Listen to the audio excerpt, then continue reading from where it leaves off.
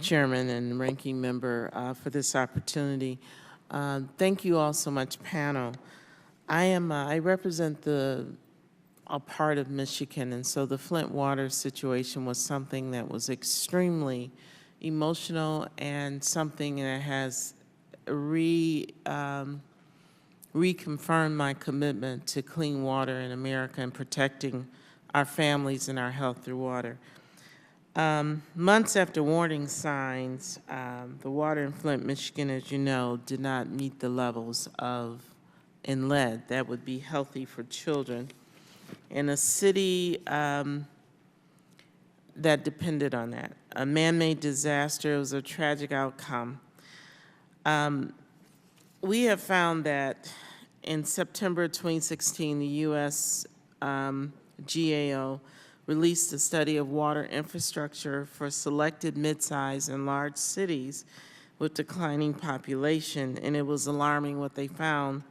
They found many of them have lost a substantial percent of their population, as you mentioned, Mayor. And because of that, they are seeing declining revenues, which makes it difficult to address the infrastructure needs. And in our investigation of Flint, we found the finance and revenue of maintaining a water system was part of the equation that was used to make a very unfortunate decision. So my question is to you, Mayor McCarthy. In your written statement, you talk about how your city is not atypical, it's older, it's industrial.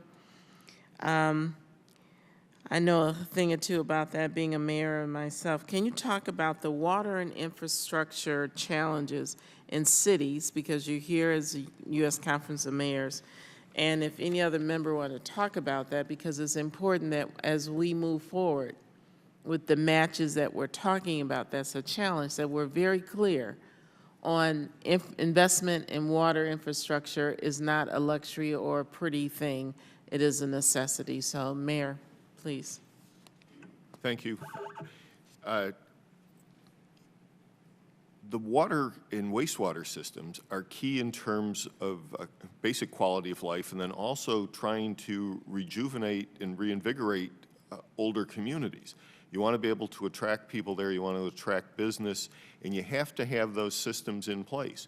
We want them to maintain and be able to produce the highest quality water, treat wastewater, but the numbers to be able to finance those systems are a lot of times a burden on the community, and it becomes a point where businesses, families, individuals choose to live in other places as opposed to the older urban areas that you have some of the infrastructure in place that really just needs to be upgraded and modernized. So I know in Flint, and you're saying it too, it's economics, it is housing, and it also builds a community or have an impact on population. But most of all, it is a health. It's a health component. So some people say quality of life. It's a necessity. Absolutely. Okay. Anyone else want to comment on that? Mr. DeGood, in your written statement, you talk about the need for sound regulations, such as the Clean Water Act, which restores and maintains the chemical and physical integrity.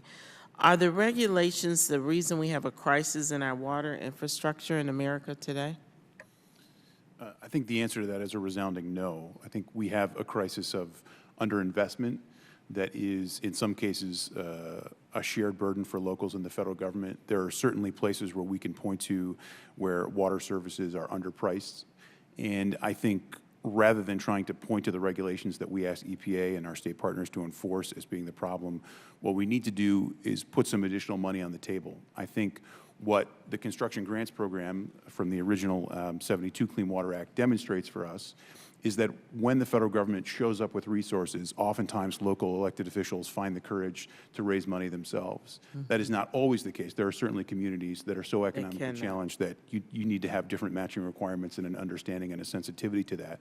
But those initial construction grants were, for the most part, a 55-45 federal local match. So our local communities stepped up and did what was asked of them. But I think when you're faced with a bill and somebody's telling you it's all on you, go ahead and borrow the money, go ahead and do a P3, that's really not the answer. Thank you. I want to close with this.